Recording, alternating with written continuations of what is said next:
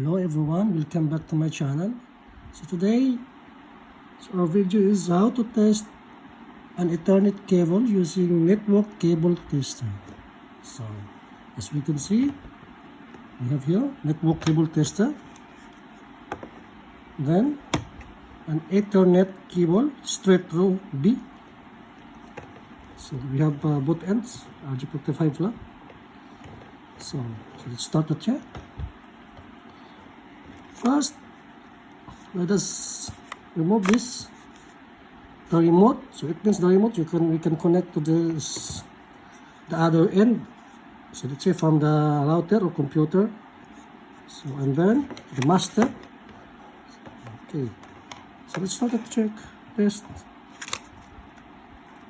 So saksak lang natin dito. Then the other end of the RJ45 plug here.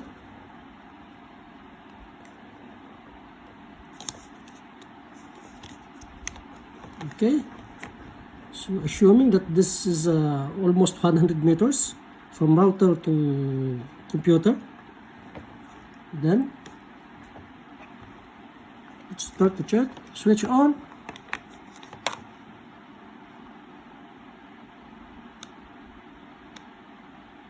Okay, as we can see, there's a light.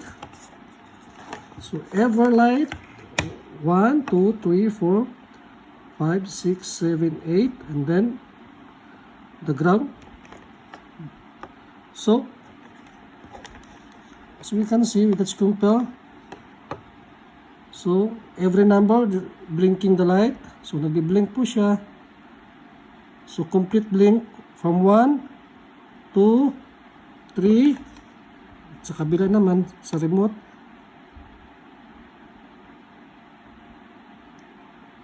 So it means in every light, so connected siya. So it is connected to each other, to other end. So the cable is complete, or the copper. So every pin, let's say. Okay. So this one, white orange is 1. Orange is 2,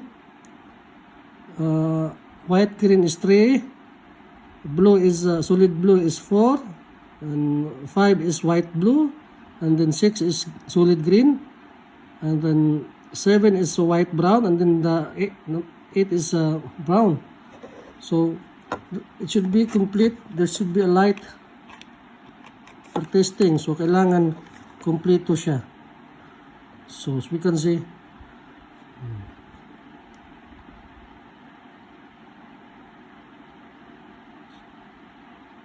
so until 8. So our cable is intact. So let's assume that the cable is, or one cable or one copper is cut, disconnected. So let's assume, so let's, for example, let's cut here. Cut po tayo ng isang linya. So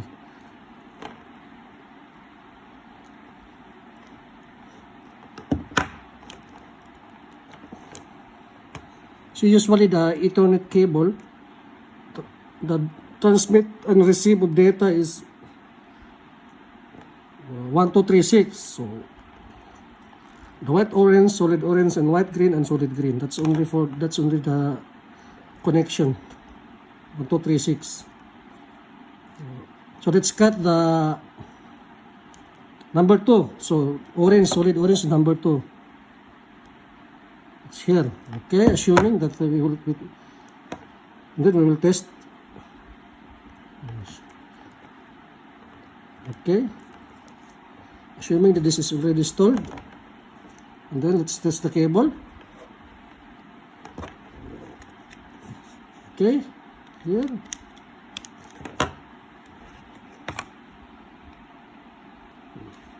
Switch off first. Then switch on the cable tester. As we can see, 1 and 2, there is no light for 2. So what wire is number 2? So it's orange. So the number 2 is orange. So here is no indication of light.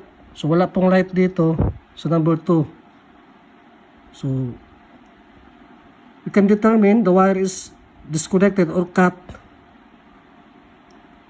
It will indicate in the network cable tester that the number 2 is cut. Okay, so this is how to test an Ethernet cable. Okay guys, thank you for watching. Bye-bye.